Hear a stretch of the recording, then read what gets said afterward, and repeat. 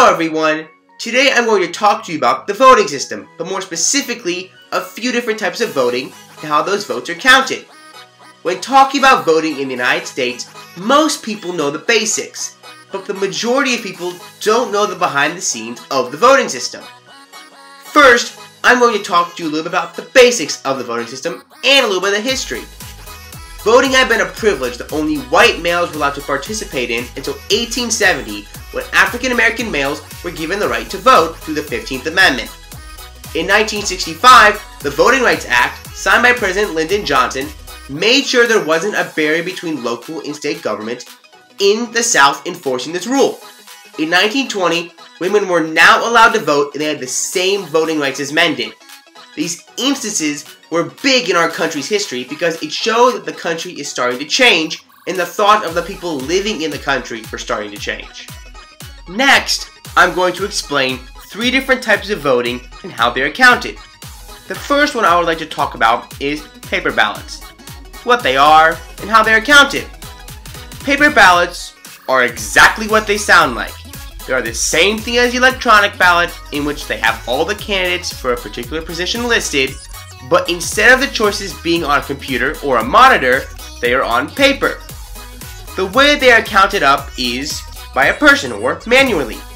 When the election is over and all the ballots are gathered and they are counted up by a person.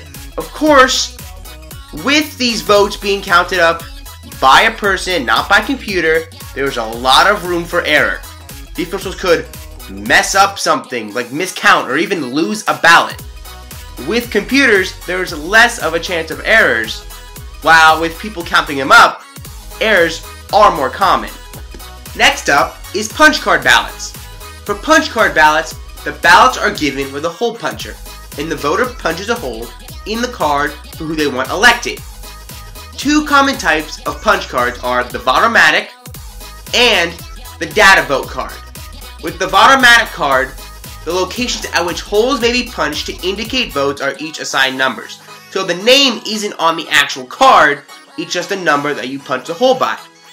The number of the hole is the only information printed on the card. The list of candidates or ballot issues, choices, and directions for punching the corresponding holes are printed in a separate booklet, but not on the same card as the actual votes. With the data vote card, the name of the candidate or description of the issue choice is printed on the ballot next to the location of the hole to be punched, so all the information is all on the same card. There's not like the Vote-O-Matic where it's separate and you have to figure it out by using the different booklets.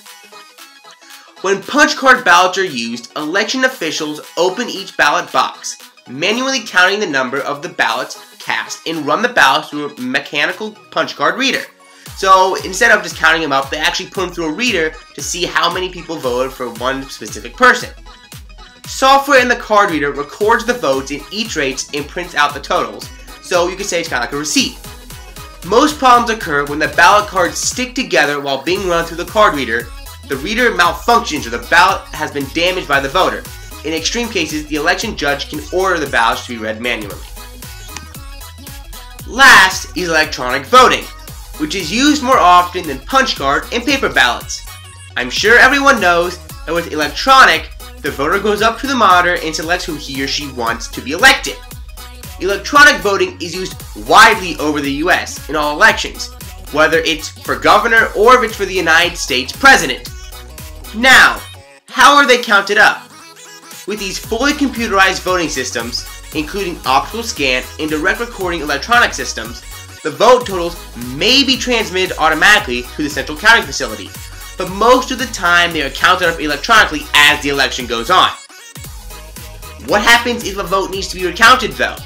For vote recount, the counts will either be manually counted or they'll be put in the machine that they were originally counted it again. Some states require a recount if the election is so close that they cannot figure out who has actually won the election.